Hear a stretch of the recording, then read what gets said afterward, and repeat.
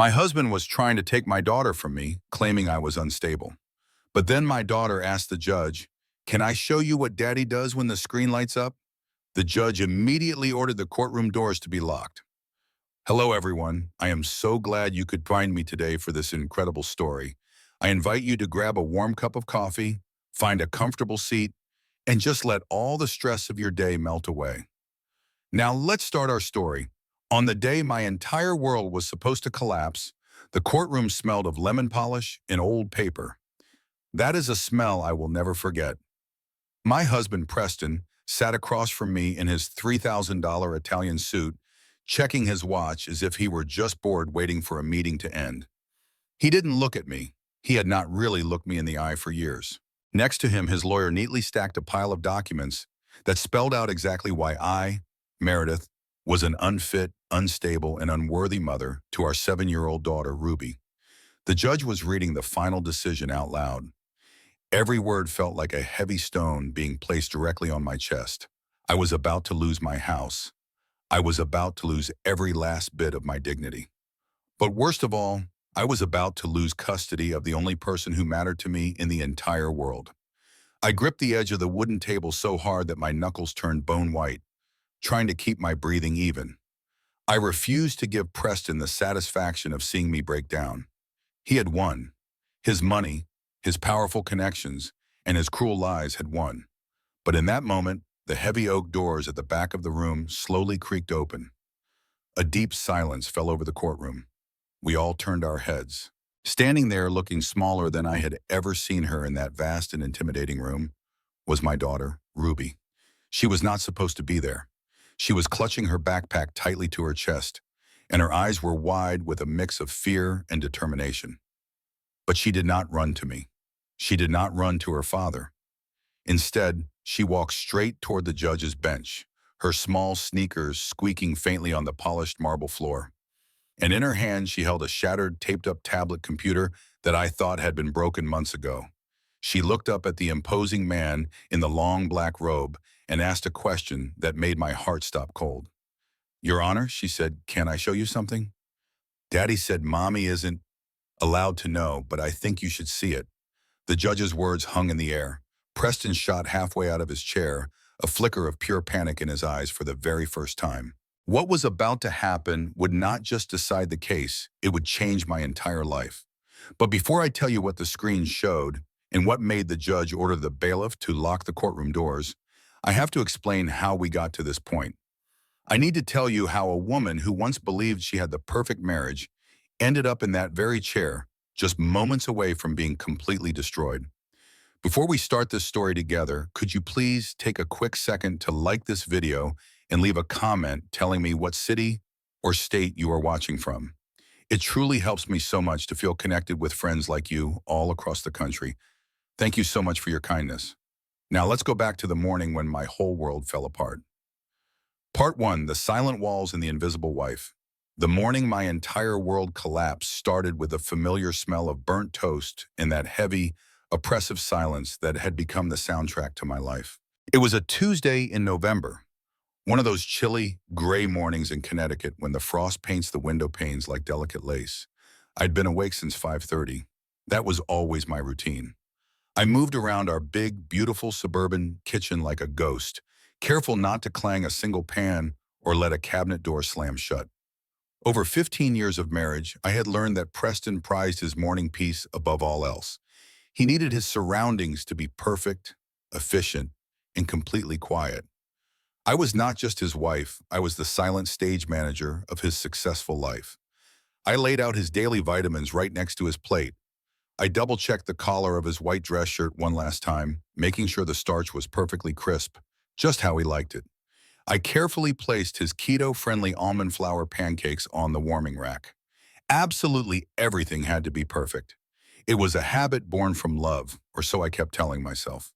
But deep down, I knew it was really a habit born from fear. It was not a fear of being hurt, but a fear of his cold disapproval, a fear of that soul-crushing look he would give me if the coffee was merely lukewarm, or if I dared to ask him a question while he was scrolling through the news on his phone. At 6 o'clock sharp, I heard his footsteps on the stairs. They were heavy, rhythmic, and full of confidence. Preston walked in like a man who believed the very ground beneath his feet belonged to him. He entered the kitchen, and the air filled with the scent of expensive aftershave and success. He did not even say good morning. He walked right past me as if I were just another part of the kitchen. He pulled out his chair and sat down. "Coffee," he said without looking up from his phone. I poured the steaming dark coffee into his favorite mug and placed it silently by his right hand. "Here you go, honey," I said. My voice came out sounding way too eager, desperate for the smallest hint of connection, so I made sure to use the special beans you brought back from the city. He took a sip, his face twisting slightly, and set the mug down with a little too much force. "It is bitter, Meredith. You ground the beans too fine again." My chest tightened. "I am sorry. I used the exact setting you showed me last week." "Well, fix it for tomorrow," he muttered, already scrolling through another email. "I have a board meeting at 10 o'clock. I need to be sharp, not distracted by bad coffee." I stood by the counter, wringing my hands in my apron. I wanted to tell him that our coffee grinder was broken. I wanted to tell him that I had a headache that had lasted for 3 days straight. I wanted to ask him why he had not touched me in 6 long months. But I swallowed all of it. Silence was always safer. I looked at him, the graying temples that made him look distinguished, and his sharp, handsome jawline. He was a very handsome man. He was the man I had given up everything for. I used to be an interior designer. I had a lot of talent. I had my own list of clients. But when we got married, Preston told me that his wife did not need to work. He wanted a partner who could manage his home, raise his children, and host his fancy dinner parties. He wanted to build a legacy, he said. And I, so young and blindly in love, had agreed. I thought I was building a life with him. I did not realize I was slowly erasing myself. The heavy feeling in the room shifted only when we heard the thumping of small feet running down the hallway. "Daddy! Mommy!" Ruby burst into the kitchen, her hair a tangled mess of morning curls, her pajama top buttoned completely wrong. She was the sun in our gray sky. 7 years old with eyes that saw too much and a heart that felt things far too deeply. In that instant, Preston's whole face transformed. His cold, distant expression melted away, replaced by a huge fatherly smile. He put his phone down. "There she is," he boomed, holding out his arms. "There's my little genius. Come here, Ruby." Ruby giggled and climbed right onto his lap. "Daddy, do you have to go to work again?" "I have to, sweetheart. Daddy needs to make money so we can keep this big house and buy you all of those Lego sets you love. You want that new Mars rover set, don't you?" "Yes," Ruby cheered. I watched them from the kitchen sink, a painful lump forming in my throat. He was so warm and loving with her. Why could not he spare just a tiny bit of that for me? Was I that unlovable? I took Ruby's plate of scrambled eggs and placed it on the table. "Eat up, sweetie," I said softly. "Your bus will be here in 20 minutes. Preston checked his watch. It was a Rolex I had saved up for 2 years to buy him for his 40th birthday. He suddenly set Ruby down. "All right, playtime is over. I have to go." He stood up, grabbed his briefcase, and straightened his suit jacket. He kissed Ruby on the top of her head. "Be a good girl. Listen to your mother." He said it automatically, like he was reading from a script. He walked toward the garage door. "Preston," I called out, "will you be home for dinner tonight? I was thinking about making that pot roast you love." He did not even turn around. He just opened the door, and the cold November air rushed in. "Do not wait up for me. Why? I have a client, or I will be late." And just like that, he was gone. There was no kiss goodbye, no "I love you," just the sound of the heavy door clicking shut and the roar of his expensive car's engine fading down the driveway. I just stood there in the silence, with the smell of his aftershave hanging in the air like a ghost. I felt completely invisible.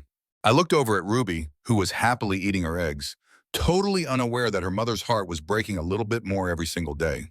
I kept telling myself it was just a phase, that men get stressed.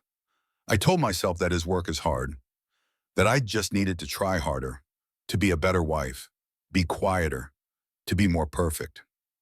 So I spent the rest of the morning cleaning a house that was already perfectly clean. I scrubbed the floors on my hands and knees until they ached. I reorganized the entire pantry. I think I was trying to scrub away the anxiety that was eating me up inside. Around noon, just as I was finishing up a load of laundry, the doorbell rang. It was a delivery man. "I have a delivery for Meredith Miller," the man said, handing me a thick, heavy envelope. My heart jumped into my throat. I was not expecting a thing. I signed for it, my hands shaking just a little. The return address was from a law firm downtown, Vance and Associates. The name meant nothing to me. I walked into the living room and sat on the edge of the beige sofa that Preston had insisted on. I ripped the envelope open and pulled out a stack of stiff, formal papers. The words at the top of the page started to blur in front of my eyes, and then they snapped into sharp, terrifying focus. Petition for dissolution of marriage. Petitioner, Preston Miller. Respondent, Meredith Miller. I could not breathe. The room started to spin around me. I flipped the page, my eyes scanning the words frantically. He was not just filing for divorce. The accusations leaped off the page at me like they were actual punches. He claimed I had an unstable emotional state, that I failed to contribute to our home. He was requesting full physical and legal custody of our daughter, Ruby Miller, and demanding exclusive use of our family home. He wanted to take everything. He wanted our house. He wanted all the money. He wanted our daughter, Ruby. He was trying to throw me out like trash. "No," I whispered, the word getting stuck in my throat. "No, this cannot be real." I stood up so fast the papers scattered across the floor. I had to call him. This had to be some kind of terrible mistake. A horrible prank, maybe. But deep down, I knew the truth. The cold shoulder, all those late nights at the office, the constant criticism. It had all been building up to this very moment. Suddenly, a sound from outside made my blood run cold. It was the sound of tires crunching on our gravel driveway. The engine went silent. A car door slammed shut. Preston was home. The front door opened, not with a crash, but with a terrifying calm.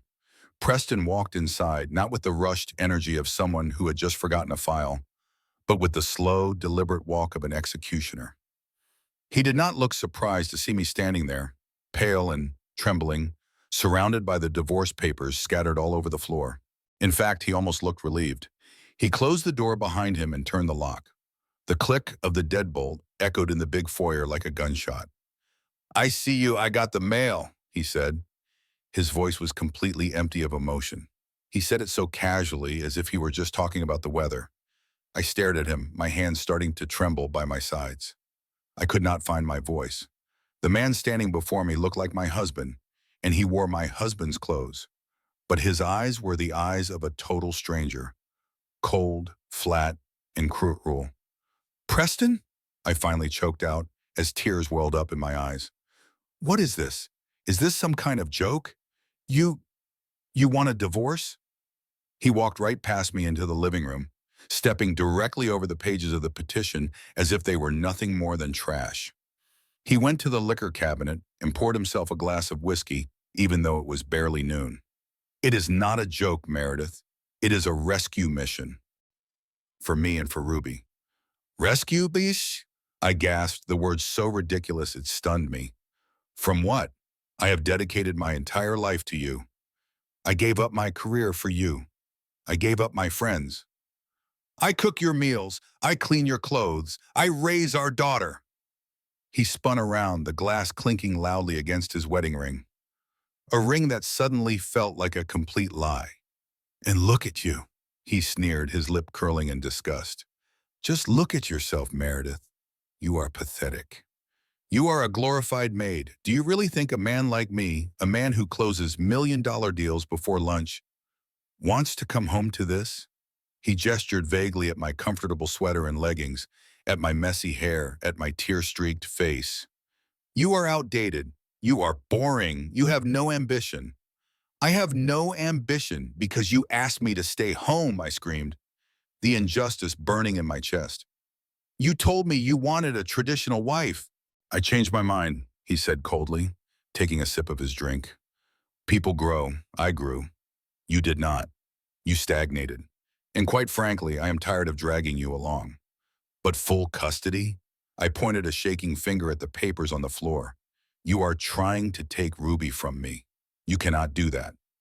I am her mother. I am the one who takes her to school, who helps with her homework, who holds her when she has a nightmare. You barely see her." Preston laughed. It was a dry, humorless sound. "That is exactly why I need to take her. You are making her soft. You are making her weak, just like you. Ruby needs a role model who understands what success really is. She needs a mother figure who is intelligent, sophisticated, and truly capable, not just a housekeeper."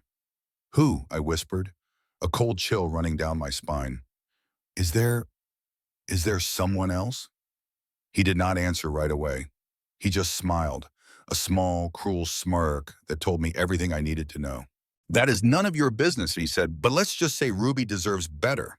And my lawyer, he is the best in the state. We have evidence, Meredith. We have documentation of your mental instability." "Instability?" I stepped back, completely confused. "I am not unstable. I am perfectly sane." "Are you?" He took a step toward me, invading my personal space, using his size to intimidate me. "You cry over nothing. You forget things.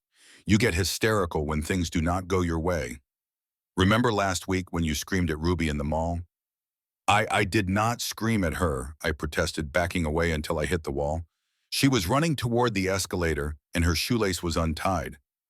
I was scared she was going to fall. I was only trying to protect her." "See," Preston said softly, his voice dropping to a sinister whisper, "you are getting hysterical right now, just like the official report says." "What report?" "You will see in court," he said. He finished his drink and set the glass down hard on the mantelpiece. "Here is how this is going to go. You are going to sign those papers. You are going to agree to my terms. You will get a small allowance, enough to rent a studio apartment somewhere far away from here, and you will give me Ruby." I will never sign that," I spat, feeling a sudden surge of anger through my fear. "I will fight you. I will tell the judge absolutely everything." Preston's face hardened. The mask of civility he wore dropped completely. He grabbed my arm, his fingers digging into my skin. "You have no money, Meredith. You do not have a job. You have no connections at all. I have controlled all the finances for the last 15 years. Who do you really think a judge is going to believe? A successful finance director with a spotless record? Or a stay-at-home mom with no money and a lot of emotions?" He leaned in close and I could smell the whiskey and mint on his breath. "If you try to fight me, I will completely destroy you. I will make sure you end up on the street. I will paint you as so unstable that you will be lucky to get supervised visits maybe once a year. Do not test me." Then he shoved me away from him. I stumbled and fell onto the carpet, landing right in the middle of all those legal documents. "I'm going to pack a bag," he said, calmly straightening his tie. "I will be staying at a hotel for a few days until my lawyer gets the eviction order for you. Have your things packed and ready to go by the end of the week." He walked toward the stairs, leaving me sobbing on the floor of the beautiful house that was no longer mine. I felt small, I felt broken, I felt completely and utterly defeated. But as I watched him walk up those stairs, treating me like a bug he had just crushed, a tiny spark of anger ignited deep down inside of me. It was not hope. Not yet. It was the fierce, protective instinct of a mother whose child had just been threatened. He wanted a war, did he? He had no idea what a mother would do to protect her child. After Preston left, the house fell into a terrifying, heavy silence. I sat there on the floor for what felt like hours, just staring at the dust floating in the afternoon sun. My mind, which was usually so neat and organized, was now a chaotic mess. How could I have missed this? How did I let everything get this bad? But as the initial shock faded and a cold, painful clarity set in, I realized I had not actually missed the signs. I had ignored them. I had buried them under so many layers of excuses because the truth was simply too painful to look at. My mind flashed back 6 months. That was when the number of business trips started to go way up. Preston had always traveled for work, maybe once a month, to places like Chicago or New York. But then suddenly it seemed like he was gone almost every single weekend. He would always say they were emergency client meetings or intense merger negotiations. He would come home smelling of expensive hotel soap and a very specific woody perfume that was definitely not mine. When I asked him about that smell, he would just roll his eyes. "It is like those fancy diffusers at the Ritz. He'd say, "Meredith, don't be so paranoid. It is not a good look on you." So I just stopped asking. I convinced myself I was just being crazy. Then came the mood swings. Suddenly, he was critical about everything I did. He said the way I dressed was frumpy, my laugh was too loud. Then he stopped wearing his wedding ring around the house. He claimed it irritated his skin after a round of golf. I bought that lie too. But the biggest red flag, the one that really should have sent me running, was about the money. About 3 months ago, I tried to buy our daughter, Ruby, a new winter coat online. But the card was declined. When I called Preston about it, he just exploded. He yelled that I was spending way too much on groceries. He said the market was down and that we all needed to tighten our belts.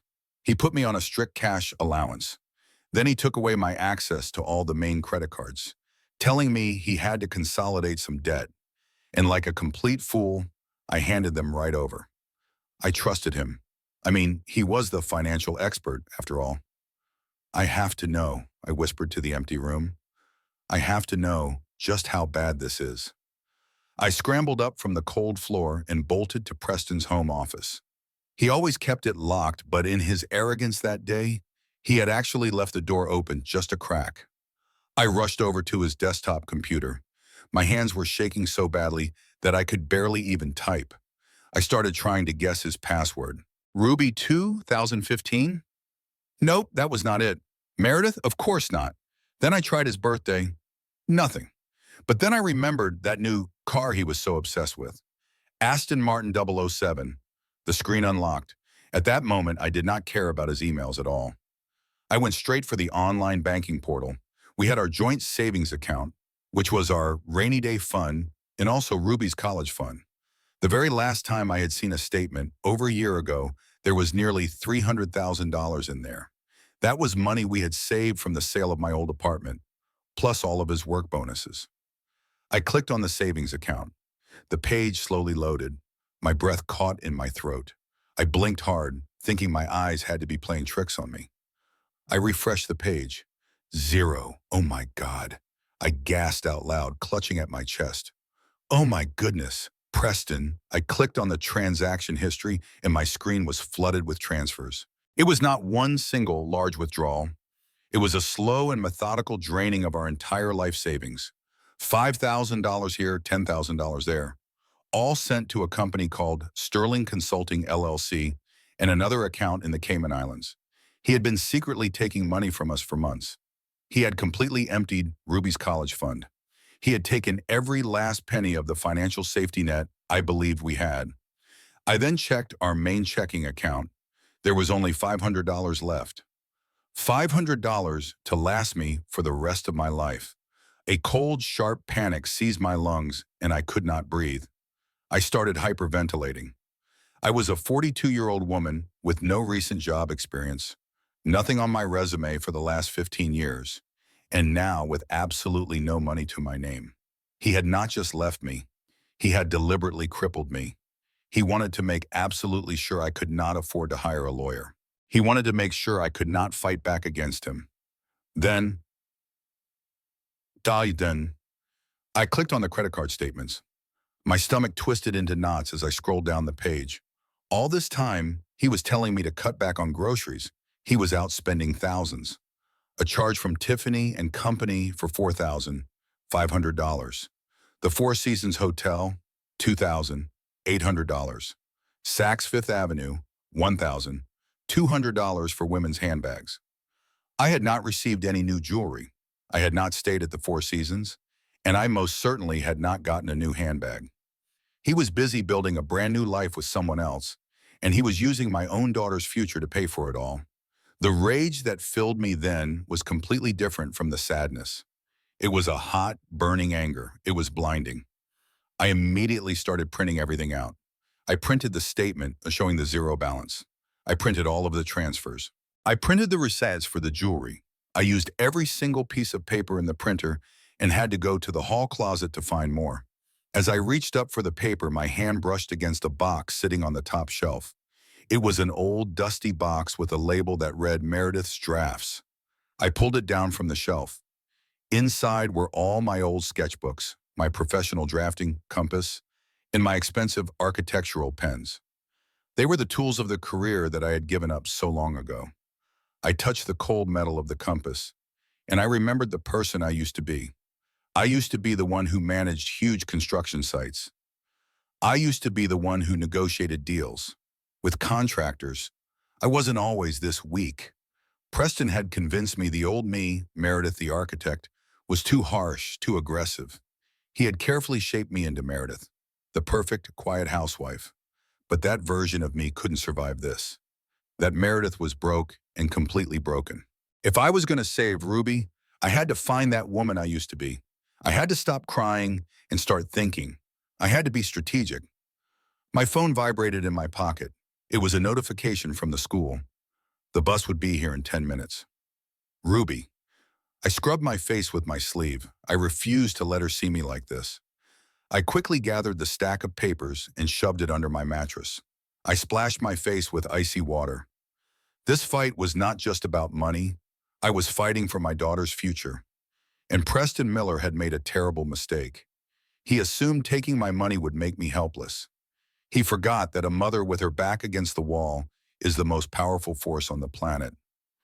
The next morning, after I waved goodbye to Ruby at the bus stop, forcing a smile that made my cheeks ache, I knew I needed help. But who could I trust? Preston had slowly cut me off from my friends. They're just jealous of our life, he would say, or they're a bad influence. I realized now it was all a calculated plan to leave me completely alone when he finally left. I sat in my car, just staring at the steering wheel as my mind raced. I needed someone who knew the real Preston. Someone who knew his secrets but was not under his influence. Then a name came to me. Sarah. Sarah had been Preston's executive assistant for 5 years. She was smart, kind, and she always sent me a sweet text to remind me about Ruby's birthday parties. But about 6 months ago, she was suddenly let go. Preston told me she was caught stealing office supplies, but it never felt true. Sarah was the kind of woman who would bring a pen back to the office if she accidentally took it home. I found her number in my old phone contacts. My thumb hesitated over to the call button. Would she even want to hear from me? I was the wife of the man who ruined her career. I dialed. It rang 4 times. Hello? Her voice was wary. Sarah? It's Meredith Miller. A long pause filled the line. Then, a heavy sigh came through the phone. Mrs. Miller, I was wondering when you might call. My heart skipped a beat. You were? I heard about the divorce filing, she said. Word gets around fast at that firm, even for former employees like me. Sarah, I really need to talk with you. Please, I have no one else I can turn to. An hour later, we met at a little diner on the edge of town, the kind of place Preston would never be caught dead in. Sarah looked completely exhausted. She was nervously stirring her coffee when I slid into the booth across from her. I decided to be upfront. Sarah, I don't have much money. I cannot pay you for information, but you have to understand that he is trying to take Ruby. He's already taken everything else. Sarah finally looked up, and her eyes softened with pity. He is a monster, Meredith. I tried so hard to warn you, but I could never get past all the people protecting him. Why were you really fired? I asked directly. Sarah glanced around the diner, making sure no one else was close enough to listen. I was not fired for stealing office supplies, she whispered. I was fired because I saw the emails. I saw the travel plans for him and her. Her. My mind raced. I leaned in closer. Who is she? Sarah, please tell me. Sarah hesitated, and I could see a flicker of fear in her eyes. He made me sign a non-disclosure agreement, an NDO. If I say anything, he could sue me for every penny I have. He is already trying to take everything I have. I reached across the table and took her hand in mine. He drained our daughter Ruby's college fund. He left us with absolutely nothing. Please, Sarah, I feel like I am drowning here. Sarah bit her lip, looking from my desperate face down into her coffee cup. Sterling, I hope, she whispered, her voice barely audible. Look into a company called Sterling Consulting. My blood ran cold. I saw that name on his bank transfers, I said. Is that a real company? It is a shell company, Sarah answered quickly, keeping her voice low. But the important thing is, It is named after her, Bianca Sterling. The name Bianca Sterling meant nothing to me. She is a psychologist, Sarah revealed, dropping the bombshell. She was hired as a corporate consultant for the firm about a year ago. She works in things like corporate wellness and leadership coaching. And Preston fell for her, and he fell hard. Or maybe it is more accurate to say, she sank her claws into him. A psychologist? I felt my stomach turn. He was leaving me for a psychologist. It is so much worse than that, Meredith. Sarah leaned in closer to me. She is not just the other woman. She is his strategist. I overheard them talking in his office one time. She was telling him exactly how he should handle you. She advised him to slowly cut off your access to money so you would not notice until it was too late. She also told him to start keeping a record of what he calls your emotional outbursts. She is the one who masterminded this entire divorce plan. I leaned back in my chair, feeling like the wind had been completely knocked out of me. This was not just some midlife crisis affair. It was a calculated, psychological takedown of my entire life, engineered by a professional. Why? I whispered, barely able to speak. Why would they go to all that trouble? Why not just leave me? Because of the prenuptial agreement, Sarah said. Or more accurately, the lack of one. You two have been married for 15 years. In this state, that means you are entitled to half of absolutely everything. And Preston's assets are worth millions of dollars. He is far too greedy to ever give you half. So they created a plan to make you look like an unfit wife, to paint you as the villain, so the judge would give him everything. Tears started to well up in my eyes. It was just so evil. It was so thorough. Does he know that you know all this? I asked her. He has his suspicions. That is the real reason he fired me. He threatened to make sure I never worked again in this city if I said a single word. Sarah squeezed my hand again. I am so sorry, but I cannot testify, Meredith. I just cannot go up against his team of lawyers. They would destroy me.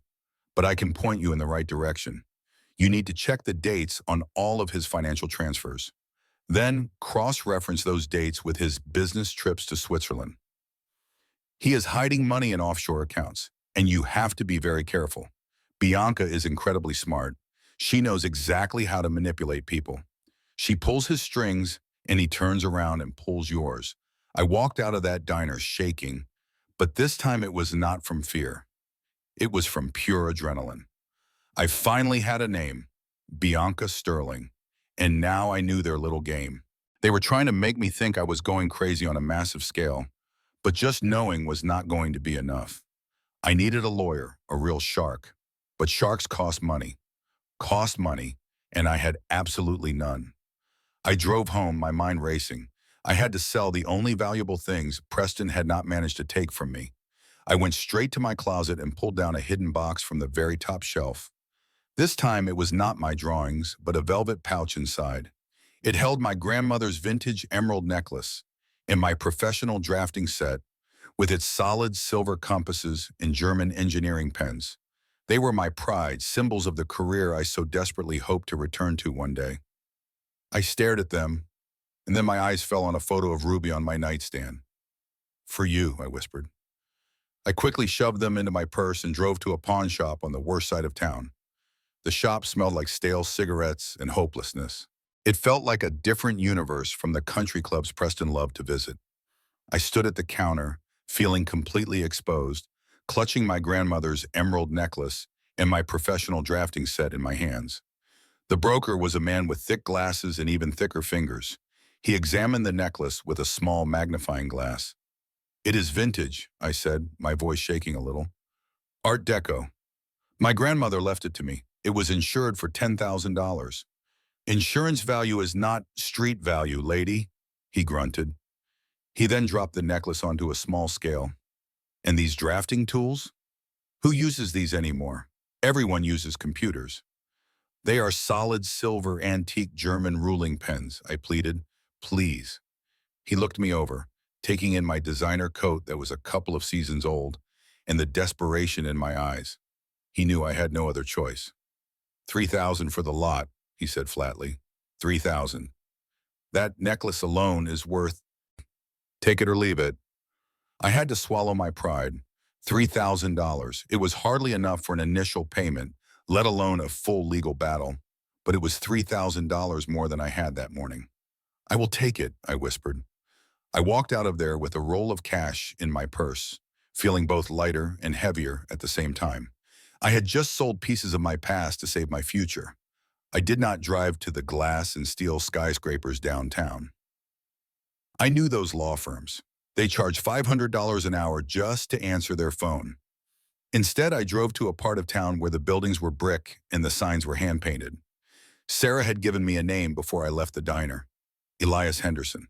He's old school, she had said. He hates bullies. Mr. Henderson's office was above a dry cleaner. The stairs creaked. The waiting room had magazines from 2018. But when I walked into his office, I saw stacks of files everywhere. Not disorganized, but lived in.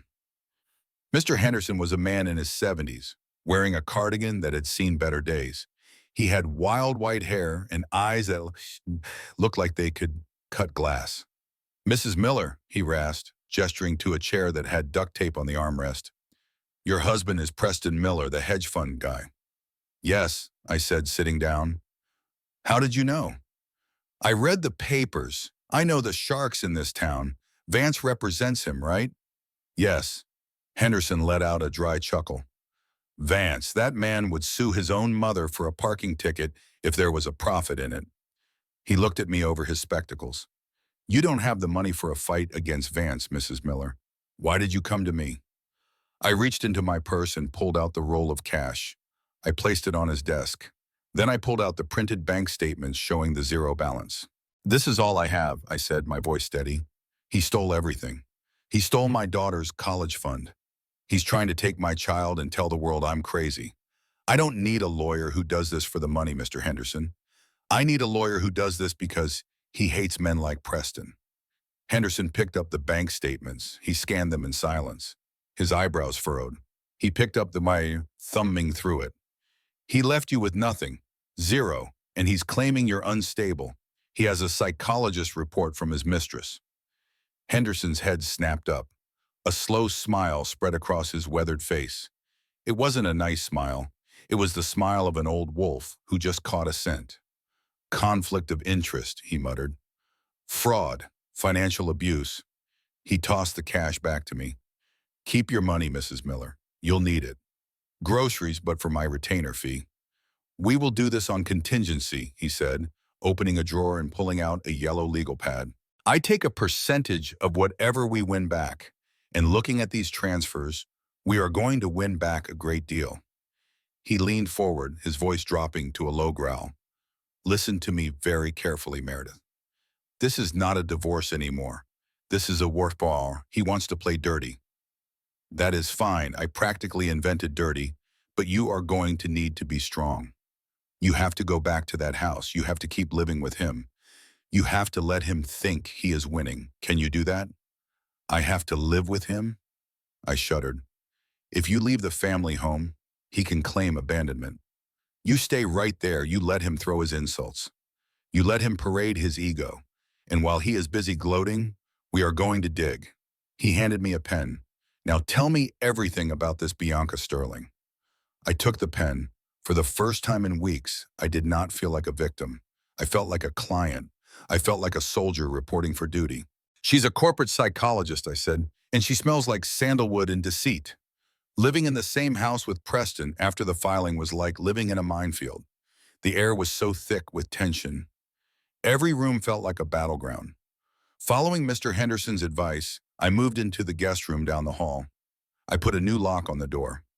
Preston, arrogant in his assumed victory, did not kick me out. He wanted me there. He wanted an audience for his triumph.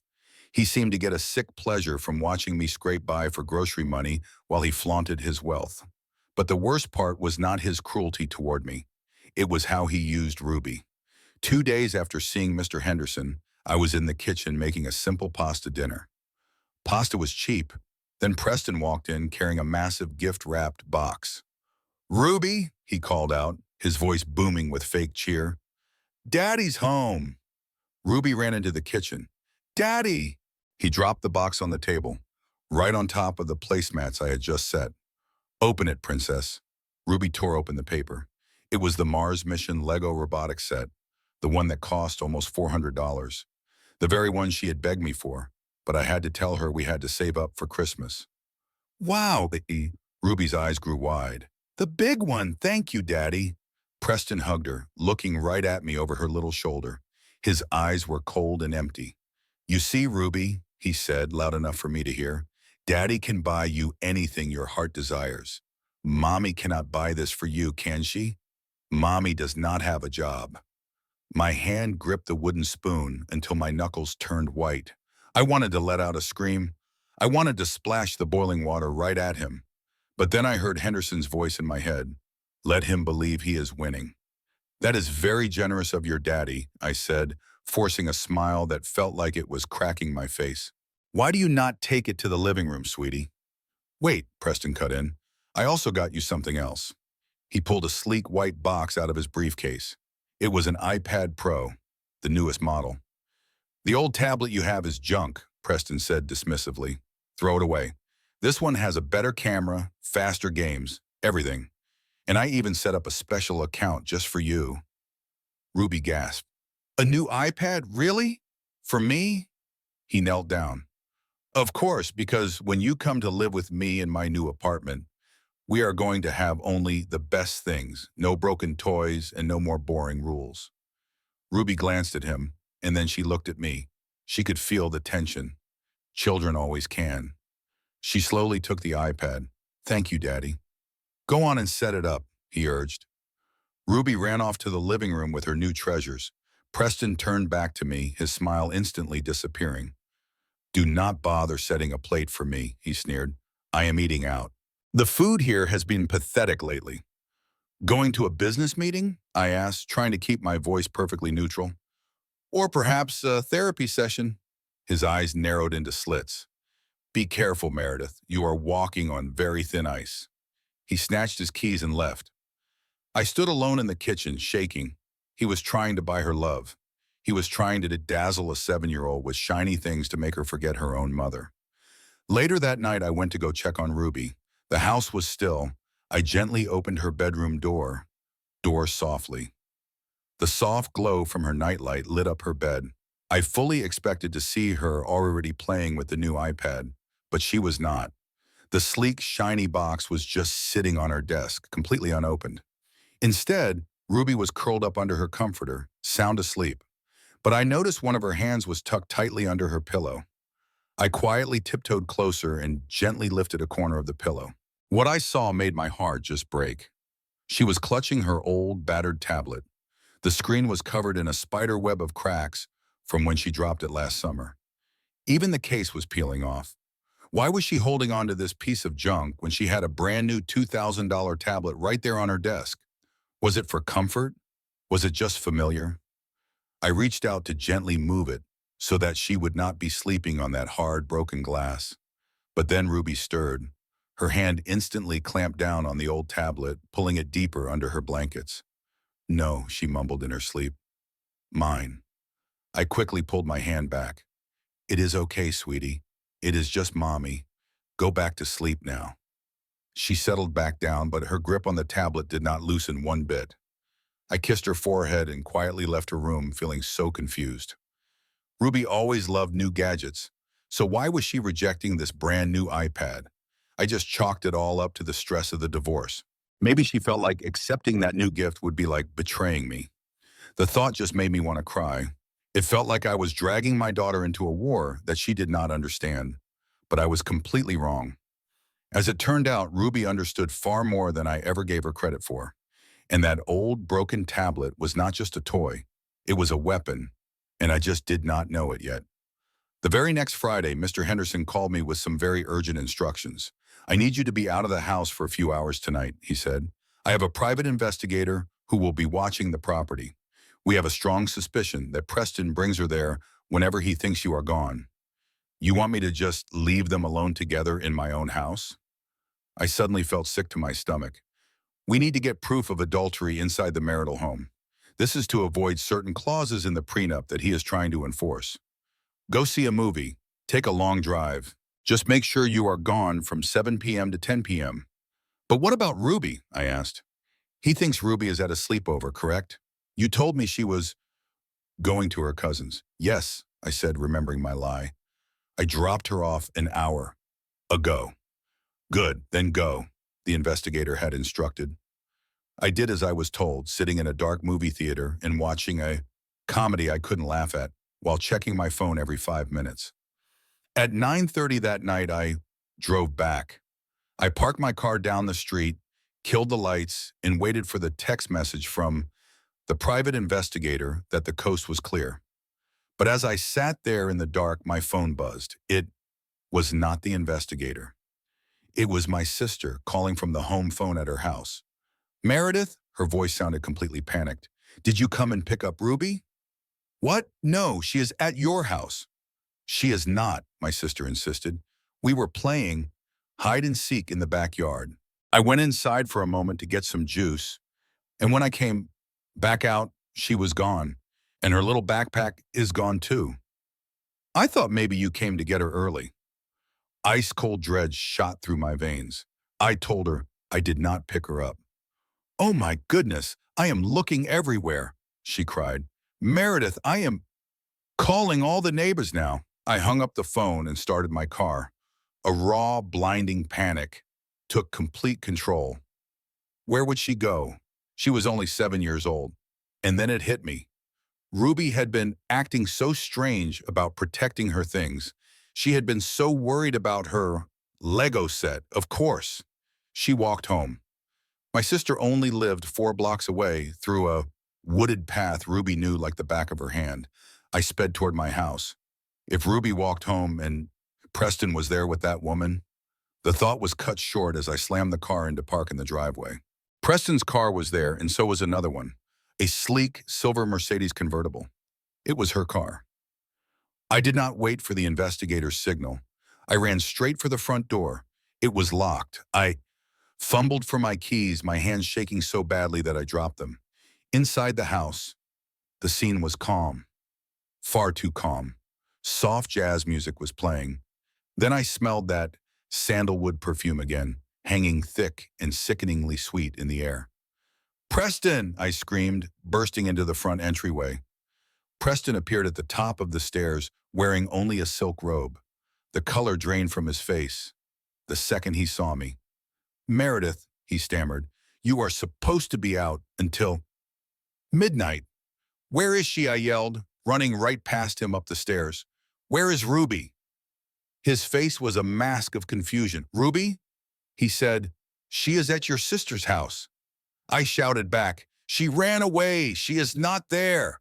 Just at that moment, the door to the living room closet slowly creaked open. We both froze right where we stood. Just then Ruby stepped out, still bundled in her coat with her backpack on. She looked absolutely terrified, her eyes darting between me and her father. Ruby, I immediately dropped to my knees and pulled her into a tight hug. Oh my goodness, you scared me to death. Why did you leave your aunt's house? I forgot my tablet, she whispered, clutching the straps of her backpack. The old one. I needed it. At that moment, Preston came down the stairs, his eyes narrowing into slits. You walked home alone in the dark for a broken piece of junk? Then a voice drifted from the kitchen. It was a woman's voice, smooth, confident, and clearly annoyed. Preston, darling, is the wife back early? We have not finished our wine. And then Bianca Sterling walked into the hallway. I looked up from my daughter. It was the first time I had ever seen her in person. She was stunning. She was tall and blonde, wearing a cashmere dress that probably cost more than my car. But her eyes were ice cold. I could see the calculation in them as she looked right at me, and then down at Ruby. So, this is the child, Bianca said, looking at my daughter as if she were some kind of insect in a jar. She looks a bit disheveled. Get out, I snarled, standing up and putting myself in front of Ruby. Get out of my house. Preston stepped right between us. This is my house, Meredith. Bianca is my guest. Then he glared down at Ruby. And you are in very big trouble, young lady. Sneaking around, spying on people. I was not spying, Ruby cried, her little voice trembling. I just wanted my tablet. Go to your room, Preston ordered. Now. Ruby ran up the stairs, sobbing her heart out. I turned to face Preston and Bianca. I was shaking with pure rage. You brought her here into our home while our daughter was away. You are disgusting. Bianca just gave a soft little laugh. She walked right up to me, invading my personal space. She smelled of expensive perfume and something toxic. Do not be so dramatic, Meredith, she said. Her voice was the one from the nightmares. I am just inspecting my future home. It needs a lot of work. The decor is so 2010. She smirked and turned to Preston. Call me when you have handled the help, darling. Then she strolled out the front door. I stared at Preston. He did not look ashamed in the slightest. He just looked annoyed that his evening was ruined. Ruined. You are going to lose her, Preston, I whispered. You are going to lose Ruby. I am not losing anything, he hissed back. But you just proved you cannot even keep track of your own child for one single evening. Neglect. Add that to the file. And with that, he stormed up the stairs. I just collapsed right there on the steps, burying my face in my hands. He was twisting everything. Even Ruby just up and leaving, all because she missed her own home, was being turned into my negligence. What I did not know at that moment was that Ruby had not just come back for her tablet, and she had not just been hiding in the closet. She had actually been in there for 10 minutes before we arrived. That was long enough to see some things, and long enough to hear other things. The week before the trial, Mr. Henderson called me into his office. The air in the room felt heavy with dread. He had a thick document sitting on his desk. It is here, he said, his voice grim, the psychological evaluation. My stomach completely dropped, but I had never met with any psychologist. How can there possibly have an evaluation? That is exactly what I asked. But Dr. Sterling is creative, he finished. He slid the thick report across the desk to me. The cover sheet read, Psychological Assessment of Competency, Meredith Miller, prepared by Dr. Bianca Sterling, a licensed clinical psychologist. I opened it with trembling hands. I could feel them shaking as I began to read the first paragraph. The subject displays the classic symptoms of borderline personality disorder, characterized by severe emotional instability, erratic behavior, and an inability to prioritize the safety of her child. This is a complete lie, I whispered, absolutely horrified. Borderline? I have never been diagnosed with anything in my life. Keep reading, Mr. Henderson urged. So I turned the page, and there it was, a list of observed incidents. Incident number 1, the subject was observed in the city center mall, violently grabbing the child by the arm and screaming at her aggressively. The child appeared terrified and was crying. My mind flashed back. That was the escalator incident. I cried out in disbelief. She had tripped. I just caught her before she fell. She was crying because she had scraped her knee. And then came incident number 2. The subject was observed at the park, appearing disoriented and manic, crying without control while the child played unattended nearby. That was the day my mother passed away, I said, tears welling up in my eyes. I got the call while I was at the park. I sat on a bench and I cried for 10 minutes. Ruby was playing in the sandbox just 5 feet away. I was not manic. I was grieving. She is twisting everything, Henderson said, and he slammed his fist on the desk. She's taking real moments from your life and rewriting the entire story to make you look unstable. It is called gaslighting by proxy. But how does she even know these things? I asked. She was not there. Preston, Henderson said. Preston told her, or, he paused, or she was stalking you. A cold chill ran right through me. The woman I saw in my own hallway, the woman who looked at my daughter like she was an insect, had been watching us. There is more, Henderson said. Look at the recommendation. I flipped to the final page. It was labeled Conclusion. It is my professional opinion that Meredith Miller poses a significant psychological risk to the development of Ruby Miller. I strongly recommend full legal and physical custody be awarded to the father, Preston Miller, with supervised visitation only for the mother, pending psychiatric intervention. Supervised visitation? I choked out the words like I was some kind of criminal. I cannot be alone with my own daughter? That is what they want, Henderson said. They want to completely erase you, Meredith. If the judge believes this report and Dr. Sterling has a lot of credentials, you lose. But cannot we prove she is biased? I asked, completely desperate. She is having an affair with him. She is his mistress. We know that, Henderson sighed, rubbing his temples. But proving it in family court is a lot harder than you think. Unless we have photographs of them together or financial proof that he paid her for this specific report, it is just your word against a respected doctor's. And right now, your word seems unstable. I stared down at the signature at the bottom of the page. Bianca Sterling. The fancy loops of her handwriting looked like a string of barbed wire. She is not a doctor, I said, my voice suddenly turning hard as steel. She is a hitman. We have one chance to fix this, Henderson said. Cross-examination. I have to completely discredit her on the stand. I have to make her slip up. But you have to be unbreakable. Meredith Preston's lawyer, Vance, is going to use this report to bait you. He will say horrible things to you in court just to make you scream, to make you cremignon. If you shed even one tear, you prove Dr. Sterling is right. I will not cry, I promised, even though I was crying in that very moment. You have to be perfect, Henderson warned, because if you crack for even 1 second, Ruby goes to Switzerland. I drove home in a complete daze. The world felt like it was closing in on me. I looked over at the passenger seat where Ruby usually sat. Her booster seat looked so painfully empty. Switzerland. They were actually going to take my baby to another continent. I got home and walked straight into the kitchen. Preston was there drinking wine. He looked at my tear-stained face and gave a cruel little smirk. "Read the report?" he asked smugly. I did not answer. I just walked past him. "She's very thorough, is she not?" he called after me. "Bianca really captured the real you." I stopped dead in my tracks. I turned around slowly. "You are going to a very dark place, Preston," I said quietly. "Maybe," he laughed, "but I'll be there with the house, all the money, and our daughter. And you? You will just be a lonely, crazy cat lady." I walked to my room and locked the door. I pulled out my old drafting saws. I held the sharp metal point in my hand, just to feel something real. I will not crack, I told myself over and over. I will not crack. But I had no idea that the next day in that courtroom, they had a secret weapon I was not prepared for, and I was about to walk straight into their trap. After reading that psychological report, something inside me shifted. It was not just fear anymore. It was a cold, calculating rage. If Dr. Bianca Sterling wanted to write a fictional story about my life, I needed to know exactly who was really holding the pen. The clue came from the most innocent person imaginable.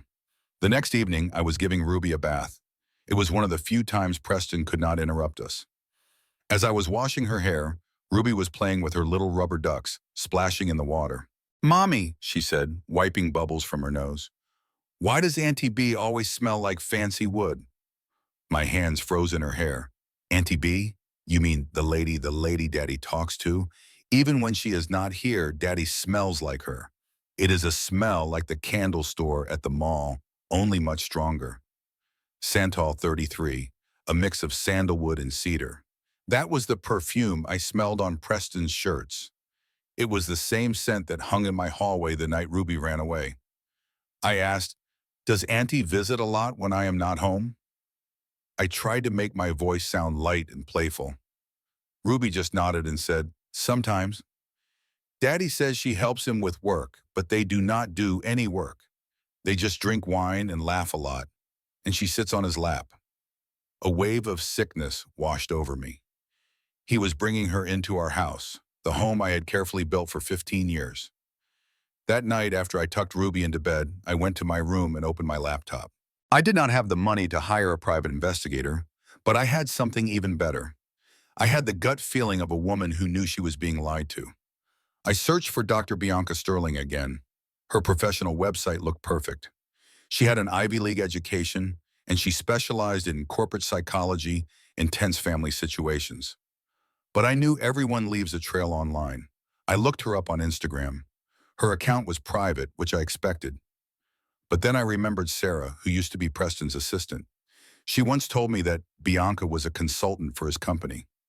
I searched the company's tagged photos, and that is where I found it. A picture from the office Christmas party last year. A party I was not invited to. Preston told me it was for employees only. But there in the corner of a group picture posted by a new analyst were Preston and Bianca. She was wearing a tight red dress that fit her like it was painted on. Her hand was placed on Preston's chest, like she owned him. The way they were looking at each other was not professional at all. It was a hungry look. I clicked on the tag on her dress. It took me to a public fashion page she ran called Sterling Style. I started scrolling down the page.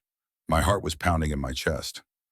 October 12th, I saw a photo of a diamond bracelet on a woman's wrist. The caption read, "From my favorite client, he certainly knows how to treat a woman." I quickly pulled up my credit card statements. October 12th, there it was, a charge from Tiffany and Company for $4,500. On November 5th, she posted a selfie wearing a plush hotel robe, holding a glass of champagne. The location was tagged. The Four Seasons in Chicago, my statement read, "The Four Seasons, $2,800. Then, December 20th, a photo of a brand new Hermes handbag. The caption said, "Ready to secure the bag." 2024 is going to be my year of abundance. My statement showed Saks Fifth Avenue, $1,200. She was not just his mistress. She was living a life of luxury, and it was funded by my daughter's college fund. She was wearing my family's financial security on her wrist. I took screenshots of absolutely everything. Every single caption and every single date matched. But the most chilling post was from only 3 days ago. It showed a picture of a passport and a plane ticket. The destination was covered up, but the caption read, "New life loading. Just one more hurdle to clear before paradise." That hurdle was me. It was then I realized Preston was not just trying to win a divorce. He was trying to completely erase me so that they could run away with all the money and with my daughter. I printed out all the photos. The ink in my printer was low, so the pictures came out streaky, making Bianca look even more like a distorted monster. I put them all in a folder and labeled it evidence. I looked at her face in the photos, so smug, beautiful, and seemingly untouchable. She thought she was the hunter. She had no idea that by posting her trophies, she had just handed the prey a loaded gun. Mediation is supposed to be a civilized way to handle disputes, but when you are divorcing a narcissist, there is no civilization. There is only psychological warfare. We met in a conference room at the courthouse. The table was long and polished to a perfect mirror shine. On one side sat Preston and his shark of a lawyer, Mr. Vance. On the other side sat me and my lawyer, Mr. Henderson. Mr. Henderson looked like a rumpled history professor next to Vance's sleek and predatory suit, but I felt safer next to his cardigan than I ever had next to Preston's Italian wool. The mediator, a tired-looking woman named Brenda, opened the file. "The goal today is to find common ground." "There is no common ground," Vance cut in smoothly. "My client's position is clear. Mr. Miller is the sole breadwinner. Mrs. Miller has not held a job in 15 years. Furthermore, considering Mrs. Miller's recent emotional instability, we argue that full custody is the only responsible choice for the child." "We reject that accusation completely," Mr. Henderson rumbled, his voice low and firm. "Mrs. Miller was the one raising that child, while your client was busy with his career in Chicago." "You mean in hotel rooms?" Preston scoffed. He leaned back in his expensive chair, casually twirling a pen. "Are you sure you want to go through with this, Meredith? Do you really want to drag this through the mud? Just look at yourself. That coat is at least 3 seasons old. And I heard you sold your grandmother's necklace just to afford this old man's retainer. It's pathetic." "Preston," I said. My voice was trembling, but I held my ground. "I do not care about the money. You can have the cars. You can have all of it. You can even keep the stocks. Just please let me have joint custody. Let me be a mother to our daughter, Ruby." Preston stopped spinning his pen. He leaned forward, his expression turning icy and hard. "No." "Why?" I begged, my heart sinking. "She is my daughter too." "Because you are a terrible influence," Preston stated flatly. "You are weak. You are far too emotional. Ruby needs to be shaped for success, not coddled. And frankly, Meredith, I am moving." The words hit me, and my breath hitched in my throat. "Moving? Moving where?" I asked, confused. A smug smirk spread across Preston's face. Zurich, Switzerland. My company is transferring me. And since I will have full custody of her, Ruby is coming with me. We are scheduled to leave the day after the judge makes a decision. You can't do that. I shot up from my seat, my chair clattering behind me. You cannot take her to another country. I will never get to see her again. You can visit. Preston's lawyer Vance chimed in with a dismissive wave. Once a year, supervised, of course. That is, if you can afford the plane ticket, which, let's be honest, you will not be able to.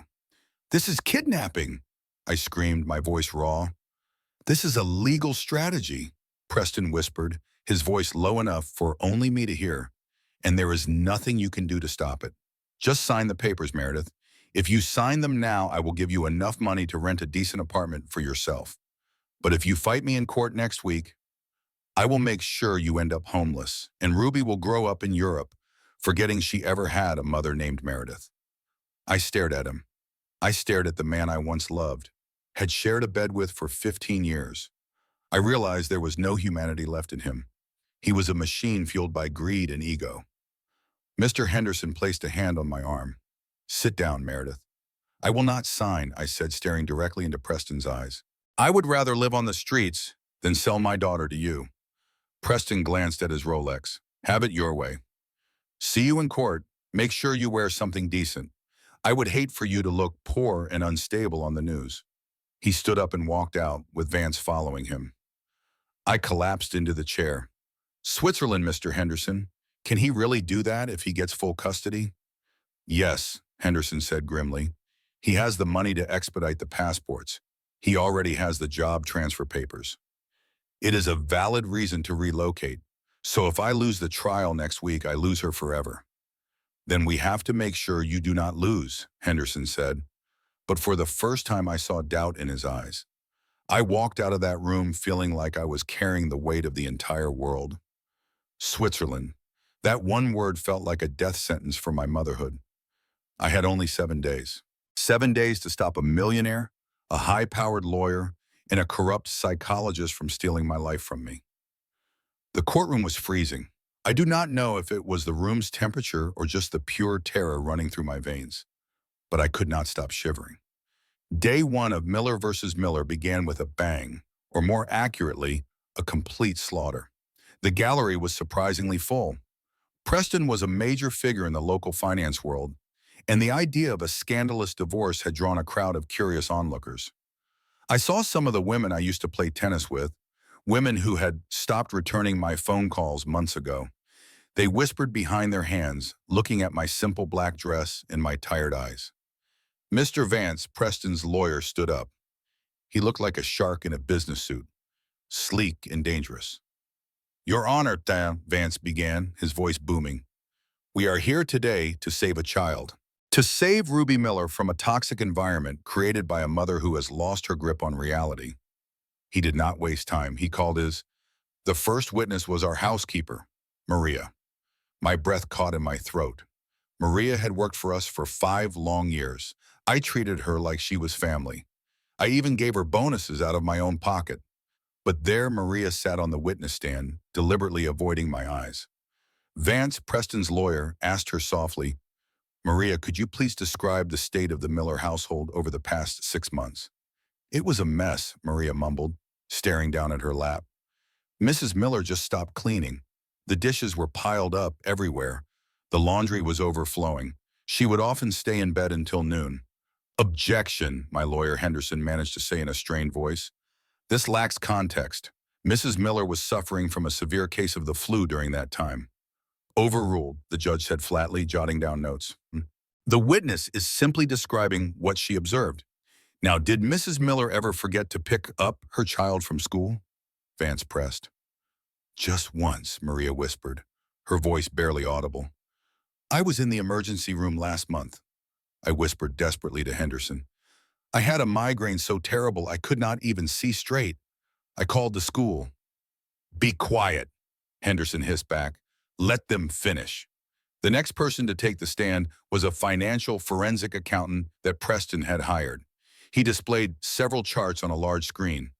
As you can plainly see, Your Honor, Mrs. Miller's spending patterns are quite erratic. We see thousands of dollars withdrawn in cash with no receipts to account for it. This strongly suggests either a gambling addiction or a hidden substance problem. My jaw literally dropped. Those were the very same cash withdrawals Preston had forced me to make after he cut off all my credit cards. He told me I had to use cash for groceries. But to everyone else in that courtroom, it just looked like suspicious numbers on a chart. Numbers that painted a picture of me as irresponsible and deceitful. All the while, Preston sat at his table, his face a perfect mask of deep and sorrowful concern. He would shake his head sadly each time a new detail was brought to light, as if to say, "You see what I've had to endure?" By the time the court called for a lunch recess, I felt completely exposed and humiliated. They had twisted my sickness into laziness. They had twisted the financial control he had over me into some kind of addiction. I found myself sitting on a hard bench in the hallway, eating a stale sandwich that Mr. Henderson had brought for me. "They are winning," I said, my voice empty. "The judge despises me." Did you see the look on his face when they put up those charts? "Of the dirty kitchen, it's just a performance, Meredith," Henderson said, though he clearly looked concerned. "They are just slinging mud at us. Our chance will come when we cross-examine. We just have to wait for our big gun." "The big gun? Dr. Sterling?" I asked. Henderson confirmed. "She is scheduled for tomorrow morning. She is the linchpin of their entire case. If her testimony holds up, the judge gives custody to Preston. But if we can discredit her, their whole house of cards comes tumbling down." "But how?" I pleaded. "Sarah refuses to testify. We only have screenshots from Instagram. The judge might not even allow them as evidence." "I am working on it," Henderson said, but he did not sound very confident. As we walked back into the courtroom, I saw Preston standing by the water fountain. He was talking to Vance, and he let out a loud, genuine belly laugh. He saw me looking, and he winked. It was not a flirty kind of wink. It was the wink of a hunter who has a deer in his sights and is simply waiting for the right moment to pull the trigger. I walked back to my seat, my legs feeling like they were made of lead. I stared at the empty witness stand. Tomorrow, the woman who was having an affair with my husband was going to sit there and tell the entire world that I was unstable. And the terrifying truth was, after today, I was actually starting to feel like they might be right. Maybe I was crazy to think I could ever win. The next morning, the heavy wooden doors swung open and she walked right in. A silence fell over the entire room. It was not just because she was their expert witness. It was because she commanded attention just by being there. Dr. Bianca Sterling looked radiant. She wore a cream-colored pencil skirt suit that looked professional, but was also undeniably expensive. Her hair was pulled back into a perfect, sleek bun. She carried a leather portfolio with the confidence of a woman who held something incredibly important inside. I held my breath. It was her. The woman from the hallway, the woman from the Instagram photos. But to see her here, in a court of law, swearing on a Bible to tell the truth, made my blood run absolutely cold. She took the stand. She adjusted the microphone with a manicured hand, and I saw the diamond bracelet from Tiffany's on her wrist, the one he bought using Ruby's college money. "Dr. Sterling," Vance began. His voice was dripping with respect. "Please state your credentials for the court." "I hold a PhD in clinical psychology from Yale," she said, her voice as smooth as silk. "I have 15 years of experience dealing with high-conflict family dynamics and child development. I am the founder of Sterling Consulting, a respected firm dedicated to family wellness. And you were hired to evaluate the Miller family, correct?" "I was." "What were your findings regarding Mrs. Meredith Miller?" For a brief moment, Bianca turned her head. Her eyes met mine. There was not a trace of pity or guilt, only a cold, calculating amusement. "My findings were deeply troubling," she stated, turning her attention back to the judge. "Mrs. Miller displays all the classic signs of borderline personality disorder, along with strong narcissistic tendencies. She manufactures chaos just to be the center of attention. She is incredibly emotionally volatile. During my observations, it was clear that she projects her own insecurities onto her child, fostering a toxic and unhealthy dependency. Can you please give us an example?" "Of course. I witnessed an incident at the city park. Mrs. Miller sat on a bench crying hysterically, and completely ignoring her daughter, who was wandering toward the busy street. It was only when a stranger stepped in that Mrs. Miller even reacted, and her reaction was anger toward the stranger, not concern for her own child. "That is a lie," I screamed before I could even think. "That never happened. I was crying because my mother had just passed away." "Order," the judge demanded, banging his gavel. "Mrs. Miller, one more outburst, and I will have you removed from this courtroom." "You see, Your Honor," Bianca said softly, nodding with fake sympathy, "the complete lack of impulse control, the sudden outbursts.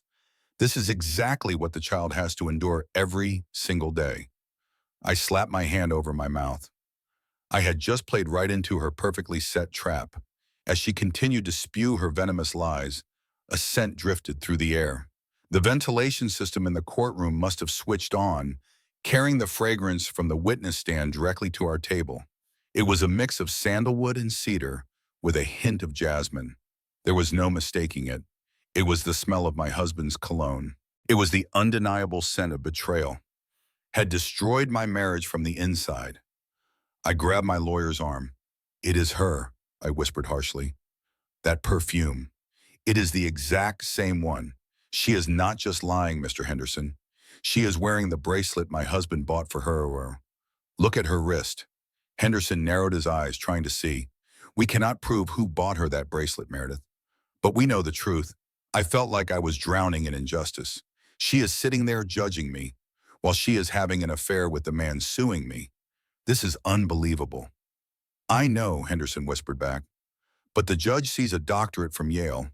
He sees a calm, collected professional, and he sees you, emotional and upset." Vance finished his questioning with a self-satisfied smile. "Thank you, Dr. Sterling. Your testimony has been very enlightening." "Your witness," the judge said, nodding to Henderson. My lawyer stood up slowly. He walked toward the witness stand, his old back stooped. He looked like a weary old dog preparing to challenge a marble statue. "Dr. Sterling," he began, his voice raspy, "you claim you observed my client, Mrs. Miller. Did you ever conduct a formal interview with her?"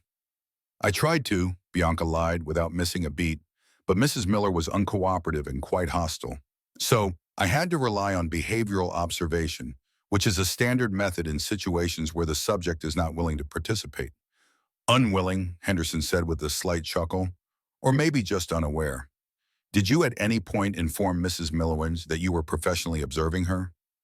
"It would have changed her behavior," Bianca replied with a condescending smile. "Observing someone in their natural state is the most effective way." "And what about your relationship with Mr. Miller?" Henderson asked, his tone suddenly sharp. "Is that relationship strictly professional?" A hush fell over the courtroom, and I saw Preston tense up in his chair. Bianca did not even blink. "Mr. Miller hired my consulting firm. We have a completely professional consultant and client relationship. Nothing more than that?" Henderson then pulled out the grainy black and white paper copy of the social media photo I had discovered. "Because this picture from a company holiday party seems to suggest a very close professional relationship." Relationship. Bianca just glanced at the photo and let out a little laugh. It was a light, dismissive sound. "Oh, counsel," she said, "that was a company party. Everyone was dancing. If simply standing near a client is a crime, then I suppose half of this courtroom is guilty." The judge squinted at the photograph. It was obviously grainy and unclear. The image was just too ambiguous. "Mr. Henderson," the judge warned, his voice firm, "unless you have actual proof of something improper, move on. Do not waste the court's time with gossip." Henderson's shoulders slumped in defeat. He let the photo fall to the table. "No further questions." I felt myself sink back into my chair. Just like that, she had gotten away with it. She had just lied under oath, and she did it with a perfectly calm smile on her face. "The respondent calls Meredith Miller to the stand." Hearing my own name felt like a death sentence. I pushed myself to my feet, my legs shaking so badly I had to grip the edge of the table. I held on just to steady myself. I walked to the witness box, placing my hand on the Bible to be sworn in. The book felt heavy with irony, swearing to tell the truth in a room so full of lies. Mr. Henderson started with some gentle questions. I did my best to explain about the bank accounts. I described how our joint savings account had been completely drained. I tried to tell them about my mother. I talked about her passing and about how sick I had been with the flu. I spoke clearly, trying to sound like the architect I once was, logical and precise. But then it was Vance's turn. He did not go to the podium. He strode right up to the witness box, completely invading my personal space. It was exactly what Preston used to do. "Mrs. Miller," he began, his voice syrupy and false. "You claim to be a devoted mother, and yet you have no income of your own. You have no savings. You are completely reliant on your husband's generosity. Is that not correct?" "It was a partnership," I said, my voice tight with anger. "I managed our home." Vance repeated the word. "Managed?" He raised a single eyebrow. "We have all seen the photos of your kitchen. Is that what you call management?" "I was sick," I said, my voice barely a whisper. "Excuses," Vance snapped back immediately. "It is always one excuse after another. Let us talk about Ruby. Your husband says that you are emotionally smothering the child, that you tell her she cannot trust her own father. That is a complete lie. I want her to love her father, but he is just buying her affection with expensive gifts. Or maybe," Vance leaned in closer, "maybe he is actually providing for her while you are simply there, existing. A burden." I grabbed the railing. "I am not a burden." "Aren't you?" Vance turned to the courtroom audience, and then his eyes snapped back to me. "Your husband is a successful man. Dr. Sterling is a successful woman. They are winners, plain and simple. And then there is you, Meredith. Just look at you. You are just betrayal because you could not keep up with them. I sacrificed my whole career for him. You only quit because you couldn't hack it." Vance's voice was cold as steel. "Preston told me. He said you were a mediocre architect at best. He said he only married you because he felt sorry for you." It was a lie. I knew in my heart it was a lie. I was at the very top of my class. But hearing him say that, knowing that Preston had been mocking me, to his lawyer, to Bianca, to everybody, it felt like something inside of me just cracked in two. "That is not true," I raised my voice. Vance just continued, as if he did not hear me at all. "And now you want to drag Ruby down right along with you. You want to make her mediocre too. You want to keep her stuck in this small town, living a small life instead of letting her go to Zurich, where she can finally flourish." "She is 7 years old," I screamed. "She needs her mother." "She needs a stable mother," Preston shouted back, his face just inches from mine. "Not a woman who just screams all the time. Why, a woman who completely falls apart. Here, look at this." He slammed a large photograph down hard. He threw it onto the railing right in front of my face. It was a picture of me in my bedroom. My hair was a wreck. It was wild and messy. My eyes were swollen shut from crying, and my mouth was open in a horrible, silent scream. He had taken it the night Preston told me he was leaving. The same night that he shoved me to the floor. The night I thought my entire world had ended. I was not crazy. I was heartbroken. But in that photograph, frozen in that single moment, I looked like an absolute monster. "Is this the face of a sane woman?" Vance bellowed to the courtroom. He motioned to the whole room. "Is this the face you want putting your own child to bed at night?" "He took that right after he pushed me," I wailed, jumping up from my chair. "He provoked me. He smiled. The whole time I cried. He is the monster here, not me. Can you not see? He is stealing my life from me." I pointed straight at Preston. My hand was shaking. It was shaking violently. I was crying, making ugly, deep sounds I could not control. "Your Honor." Vance turned slowly to the judge, spreading his arms out wide. He made a grand gesture. "I rest my case. The witness has perfectly proven Dr. Sterling's diagnosis. Volatile, hysterical, unfit." I was frozen solid. My eyes darted to the judge. He was not even looking at the picture. He was looking right at me. And in his eyes I saw it all, a mix of pity and outright dismissal. Then I looked over at Preston. He had his hand covering his mouth, looking down at the floor. He wanted to look ashamed, but I knew better. I just knew he was hiding a smirk. Order, the judge said in a low voice. Witness, sit down. Compose yourself. I just collapsed back into the chair. The fight had completely drained out of me. I had done exactly what they wanted. I had screamed. I had cried. I had just proven their point for them. Court is adjourned until tomorrow morning for final statements and sentencing, the judge announced. Bailiff, please clear the room. I numbly walked back to my lawyer, Mr. Henderson. He did not say a word. He just slowly packed up his briefcase. It's over, is not it? I whispered. We're going to need a miracle, Meredith, he said quietly. A real, genuine miracle. That night, our home felt cold and silent, like a tomb. Preston never came home. I was sure he was out celebrating his victory with Bianca. I went into Ruby's room, and there she was. She was sitting on the floor, surrounded by a fortress of her stuffed animals. She looked up as I walked in, her big, beautiful eyes full of a question she was too afraid to even ask. Mommy? Hey, sweetheart? I sat on the floor beside her. I forced a smile, but I knew it did not reach my eyes. Are we going to court again tomorrow? She asked. I am, I said, gently stroking her hair. But you are going to school. Auntie Sarah will pick you up after. Is Daddy going to win? The question just hung there in the air between us. I could not lie to her. I had never lied to her. I do not know, Ruby. Daddy has so many lawyers. If he wins, do I have to go to Switzerland? She stumbled over the name of the country. Switzerland? I corrected her gently, while my own heart was breaking into a million tiny pieces.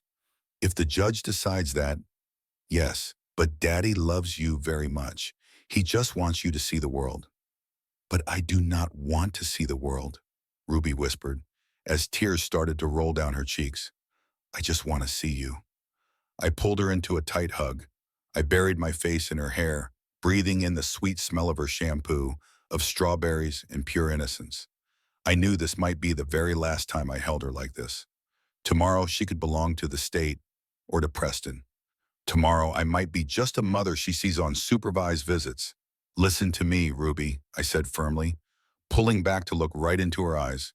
No matter what happens tomorrow and no matter where you go, you are the absolute best thing that ever happened to me. You are so smart, you are so kind, and you are so strong. Do you hear me? You are so much stronger than you even know. Ruby sniffled, her eyes glancing over at her backpack sitting by the door. I know, Mommy, she said, but her voice sounded different. It sounded determined. Adults always think kids do not know what is going on. But we do. What do you mean by that, sweetie? She did not answer me. She just crawled over to her backpack and checked the front pocket. I saw the sharp corner of the broken tablet sticking out. Ruby, why are you bringing that old thing to school? The screen is all broken glass. You could cut yourself. It is taped, she said, and I need it for show and tell. Show and tell is not until Friday. It is for a special project, she said, avoiding my gaze. I was just too exhausted to argue. If holding on to a broken toy brought her some comfort, I would let her have it. I tucked her into bed. I stayed right there until she fell asleep, watching her little chest rise and fall. I tried to memorize the perfect curve of her eyelashes. I memorized the way her hand curled right under her chin. I went to my own room, but I could not sleep. I sat by the window, watching the moon rise over the suburban street that had been both my prison and my only sanctuary. I felt a hollowness inside me that was so deep, it seemed to echo. I thought about all the other women out there who had lost, the women who were outplayed by men who had more money and fewer morals. I felt their pain mixing with mine, and this is where I need you to just pause with me for a second. My heart felt like it was being squeezed by a giant hand in that dark and quiet room. I know that somewhere out there you are listening to this and maybe you know this feeling. Maybe you have also felt completely helpless. If you are still here with me and listening to my story, please support me by liking this video and commenting with the number 1 below. It tells me that you are truly amazing, and it reminds me that I am not going through this all alone. Your support is the invisible string that is holding me together right now. Please comment the number 1 so I can feel your strength. And now let me tell you about the day my world came to a stop. The final day of the trial. It was Judgment Day. The courtroom was absolutely packed. Preston had brought his parents. They sat in the front row, just staring at me with pure disgust. Bianca was there too, sitting right behind Preston, wearing a very modest blue dress that day, playing the part of the devoted consultant. The judge entered the room. We all stood up. "Be seated," he said in a serious tone. He did not look happy. He rustled through his papers. "I have reviewed the evidence. I have reviewed the testimony of the expert witness, Dr. Sterling. I have also reviewed the financial records." He took off his glasses and rubbed the bridge of his nose. "This is a very difficult case. However, the court's first duty is to the safety and stability of the minor child. The evidence presented about Mrs. Miller's emotional instability is quite compelling." My heart stopped beating. I knew he was going to do it. "Furthermore," the judge continued, "Mr. Miller has presented a very solid plan for relocation that offers the child great educational advantages in Europe. Therefore, it is the ruling of this court that—" Creak. The heavy double doors at the back of the courtroom groaned open. It was a loud, jarring sound in the completely silent room. Everyone turned around. A bailiff stood there, looking very confused, and ducking right under his arm was a small figure in a pink puffy coat. It was Ruby. My sister, who was supposed to be picking her up from school, was running in right behind her, looking completely panicked. "Ruby, stop! You can't go in there!" "Ruby!" I gasped, jumping halfway out of my seat. Preston stood up. "What is the meaning of this? Why is my daughter here? Get her out of here!" he shouted. Vance yelled, "This is a closed session." But Ruby did not stop. She walked right down the center aisle. She looked so tiny in that huge room, but she walked with a determination that made her seem 10 feet tall. She was not looking at me. She was not looking at Preston. She stared directly at the judge. "Young lady," the judge said, his voice firm but clearly surprised, "you are not allowed in here." Ruby stopped at the gate that separated the audience from the courtroom floor. She clutched the wooden rail. "Are you the boss here?" Ruby asked. Her voice was shaking but clear. The judge blinked, taken aback. I am the judge." "Yes. My daddy said you would send me away," Ruby said. "He said you would make me live with him and Auntie B." "Ruby, that is enough," Preston yelled, his face turning bright red. "Sarah, get her out of this courtroom." "No," Ruby shouted back, spinning around to face her father. "I will not go. You are a liar." The room let out a collective gasp. "Young lady," the judge said firmly, "we do not yell in my courtroom." Ruby turned back to the judge. She reached into her small backpack. My heart began to pound in my chest. Was she grabbing a toy? A drawing? She pulled out the broken tablet, the one with the cracked screen held together by tape. "Daddy said Mommy is crazy," Ruby said, and tears started streaming down her little face. "Daddy said Mommy is bad, but Daddy tells lies. And Auntie B lies too. And I have proof." "Proof?" The judge leaned forward, suddenly interested. "Ruby, put that away right now." Hey, Preston lunged toward the gate, but the bailiff stepped right in his path. "Sit down, Mr. Miller," the bailiff ordered. "Your Honor, this is ridiculous," Vance sputtered. "She is just a child. She has obviously been coached by her mother." "Nobody coached me," Ruby yelled. "My mommy does not know. She thinks this is broken." She held the tablet up like a shield. "Can I show you?" Ruby asked the judge. "Please, sir, before you make me go away."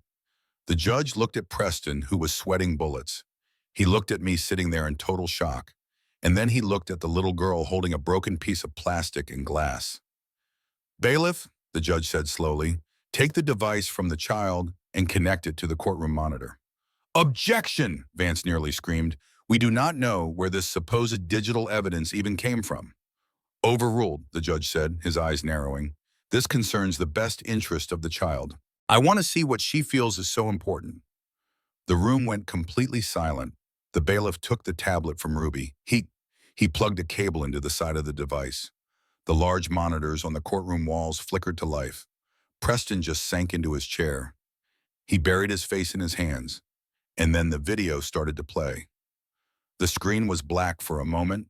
Then the image appeared. The angle was very low, pointed upward from the floor, and partially blocked by green leaves.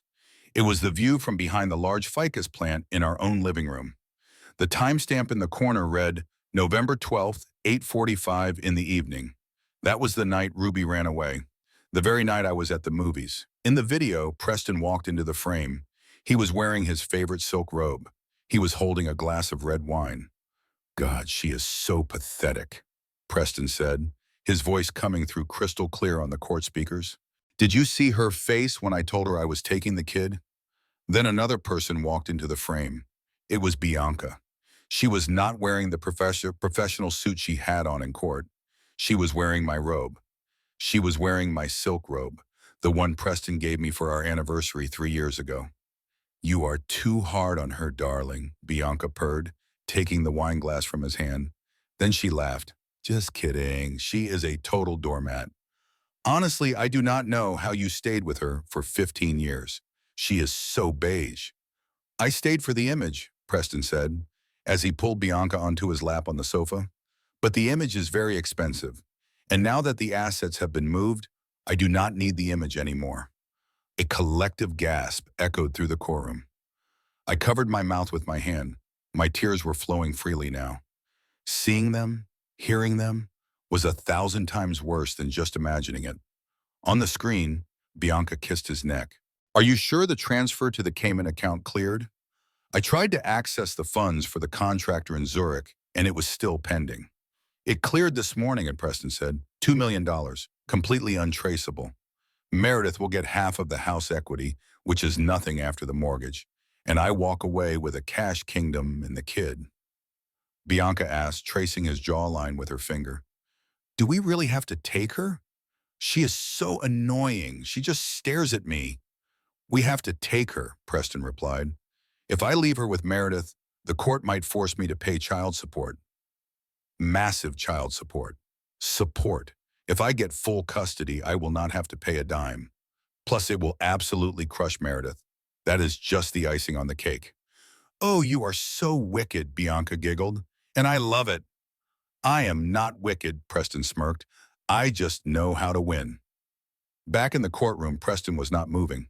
He was completely frozen, just staring down at the table. Vance, his lawyer, was frantically shuffling papers, looking like he wished the floor would swallow him whole. But the video was not over. If you are feeling that anger boiling up inside of you right now, seeing this kind of injustice, believe me, you are not alone. My own blood was boiling. If you are ready to see these two finally get what is coming to them, go ahead and hit that like button. Let us watch karma do its work together. The video continued playing. The couple on the screen settled deeper into the sofa, totally unaware that a 7-year-old was recording their downfall from just 5 feet away. So what about that psych report? Preston asked in the video. Is it all set? Bianca took a long sip of her wine. I drafted it this morning. It is a masterpiece of fiction, if I do say so myself. Did you include the part about the park? Oh, of course, Bianca said. I took that story you told me about her crying when her mother died, and I gave it a beautiful twist. A manic episode in public, topped with child endangerment. The judge will buy it completely. And what about the diagnosis? Borderline personality disorder, Bianca declared with a proud smile. It is the perfect label for a so-called difficult ex-wife. It explains the anger, the tears, and that feeling of being a victim. It makes everything she says sound like just a symptom, not the actual truth. You are a genius, Preston kissed her. But what if the judge decides to ask for a second opinion? He will not, Bianca said with total confidence. I have the right credentials. Besides, Vance is all set to provoke her in court. You remember the plan, right? Use the photo, the one I snapped right after I shoved her. Oh, yes. Vance will show it to her. He will call her unhinged. She will scream. She will cry foul. And just like that, diagnosis confirmed. She will prove to everyone that she is unstable, right in front of the bailiff. Gosh, I love it when you talk strategy, Preston laughed. The video finally ended with the sound of their glasses clinking in a toast. The screen went dark. For 3 long seconds, the courtroom was completely silent. It felt like no one in the room even dared to breathe. Nobody moved. The awful truth hung in the air, so heavy it felt like you could choke on it. Preston Miller had just confessed to fraud, theft, lying under oath, and conspiracy. Bianca Sterling had admitted to faking medical records and also lying under oath. And then the room exploded into chaos. "You set me up!" Preston screamed, jumping to his feet. He pointed an accusing finger at Bianca. "You wrote that report. This was all your idea." "Me?" Bianca shrieked, her calm and professional act instantly shattering into a million pieces. "You're the one who told me she was unstable. You told me exactly what to write. You paid me a fortune to do it." "Sit down," the judge's voice boomed like thunder. He didn't even reach for his gavel. He just stood up, his face flushed with a fury I had never seen on a person before. "Bailiff," the judge yelled, pointing a trembling finger at the courtroom doors. "Lock those doors. Nobody leaves this room. Absolutely nobody."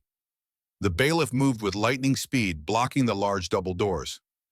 Two police officers who had been in the hallway quickly stepped inside. The judge glared down at Preston and Bianca. His eyes were practically burning. "In 30 years on the bench," the judge said, his voice shaking with pure rage, "I have seen plenty of liars. I have seen thieves, but I have never, ever witnessed such a calculated and cruel mockery of this court." He then turned to Vance. "Counselor, did you know about this?" Vance shot to his feet, his hands raised in a gesture of complete surrender. "Your Honor, I swear I had no idea. I was relying on the testimony of the expert witness. I am withdrawing as counsel for my client, effective immediately." "A very wise choice," the judge spat, "because you'll be lucky if you are not disbarred for total negligence." He then turned his fiery gaze to Bianca Sterling. She looked like she was trying to disappear into her chair, nervously clutching her pearl necklace. "Dr. Sterling, you stood in my court under a sworn oath and presented a completely fabricated medical diagnosis just to rip a child away from her mother." I, Bianca stammered, unable to find the words.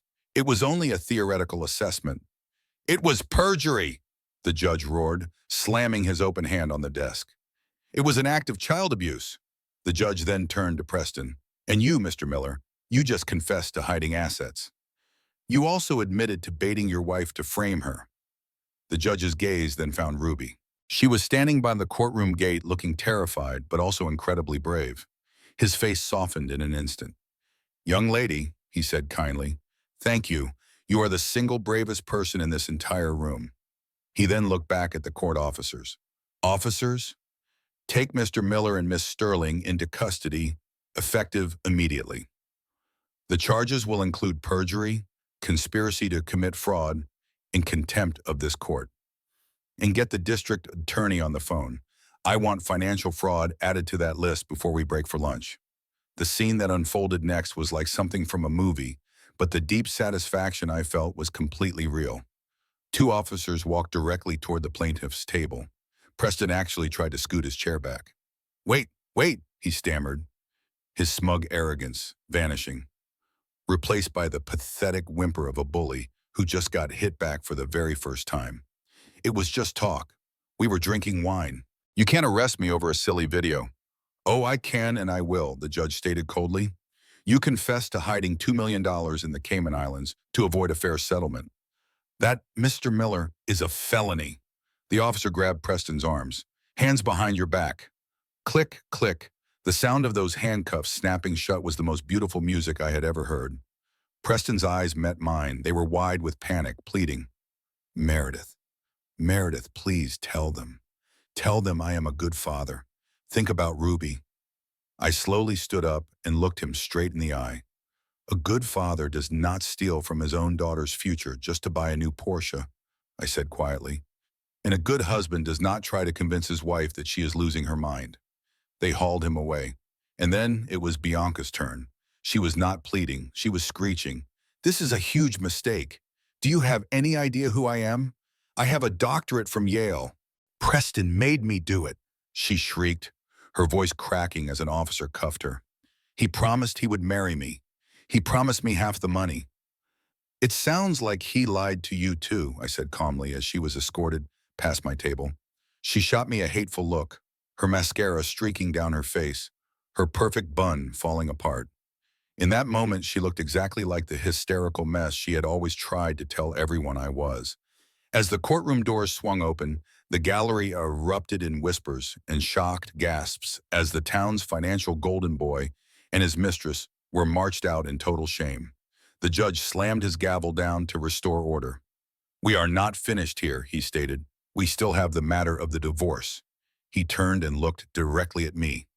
"Mrs. Miller, I owe you a personal apology. This entire court owes you an apology. We completely failed to protect you from this predator."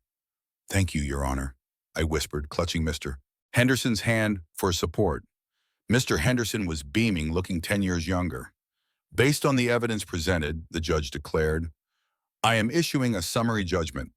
The judge did not even glance at his notes. He spoke from the heart and from the letter of the law. "One," he said, holding up a finger, "I am granting Meredith Miller an immediate divorce on the grounds of both adultery and extreme cruelty.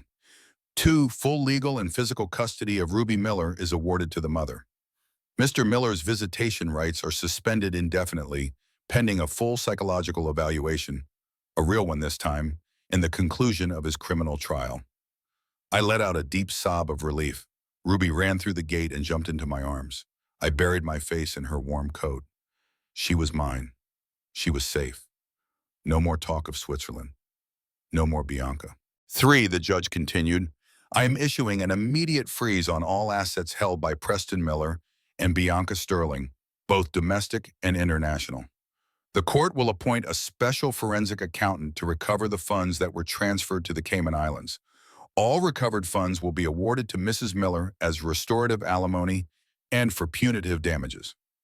4, the marital home is awarded to Mrs. Miller, free and clear of any mortgage obligations, which will be settled using Mr. Miller's remaining assets. And finally, the judge's sharp gaze fell upon Vance, who was actively trying to become invisible. "Mr. Vance, you will report to the Bar Association Ethics Committee by 9 o'clock tomorrow morning. If I find out you knew about that report being a fake, you will be joining your client in a cell." "Yes, Your Honor," Vance whispered. "Court is adjourned." The gavel banged. It was finally over. Sounded like the beautiful sound of freedom. Mr. Henderson wrapped me in a hug. "We did it, Meredith. Or more accurately, she did it," he said, pointing over at Ruby. I turned to look at my daughter. She was holding her cracked tablet like it was a first-place trophy. "Did I do a good thing, Mommy?" she asked. "You did the best thing, baby," I cried, kissing her forehead. "You saved us." Together, we walked out of the courthouse and into the bright winter sun. The air was crisp and cold, but for the first time in many months, I did not feel the chill. I just felt warm. I felt as light as a feather. I could see Preston and Bianca already being placed in the back of police cars, surrounded by a sea of flashing lights. I did not give them a second glance. They were my past. Ruby was my future. 6 months later, the sad smell of burnt toast and the sound of silence were gone from my life. Now my kitchen smells like vanilla and fresh paint. I sold the big house. I could not live there anymore. There were too many bad memories in those hallways. With the money from the settlement, and yes, the accountants found every single dollar Preston tried to hide from me. I bought a beautiful sun-drenched farmhouse with a huge garden. I also finally reopened my design studio. Meredith Miller Interiors is officially open for business once again. My very first client was the judge's wife. It is funny how life works out. Ruby is doing wonderfully. She is at a new school where she immediately joined the robotics club. She has not asked about her father very much. He is currently waiting for his trial and is facing 10 to 15 years for fraud and for lying in court. Bianca lost her license and is also facing time in jail. One afternoon, Ruby and I were painting the walls of her new bedroom a bright, happy yellow. "Mom," Ruby said, dipping her brush into the can, "can I ask you something?" "Anything, sweetie." "Why were you crying that day in court when the mean lawyer was yelling at you?" I put my roller down. I wiped my hands on a clean rag. "Because I was scared, Ruby. I thought that nobody in the world was going to believe me." Ruby nodded, thinking about that. "That is why I fixed the tablet," she said softly. "You know," I said, sitting next to her on the floor, "I still do not understand how you knew to record them or why you kept it a secret from me." Ruby just smiled. It was a clever little smile, full of intelligence. "Remember when you bought me that science kit? The one about observation?" she asked. "Yes. It said that a good scientist observes the world around them without interfering. She told me that animals act differently when they know you are watching. I could not help but laugh, so Dad and Bianca were the animals in this situation. Yep, Ruby said, making the P sound pop. Daddy told me you were not smart. He said, your mommy is too dumb to figure out what we are doing. But I know that is not true. You are the smartest person I know. You can build whole houses in your head. My eyes filled with tears. So, Ruby went on, I knew that if I told you about Bianca, you would get mad at Daddy. And if you got mad, Daddy would just stop doing the bad things where I could see him. He would hide it better. So I decided to stay quiet. I waited until I had what was that word Mr. Henderson used? Evidence. That is it, evidence. I waited until I had all the evidence, and then I just waited for the perfect time to use it. Like it was a trap. I just stared at my 7-year-old daughter. She was not just smart. She was brilliant in a way that was almost scary. She had completely outsmarted a millionaire and a psychologist with a doctorate, all with a broken tablet in the patience of a saint. You are absolutely incredible, Ruby Miller, I told her, pulling her in for a tight hug. But next time, please just tell me, okay? No more secret missions. Okay, she said with a little giggle, unless you get a boyfriend, because I am definitely investigating him too. We both started laughing and the sound filled our new happy home. I looked out the window at our garden. The frost had finally melted away. The flowers were starting to bloom. I may have lost a husband, but I had found myself again.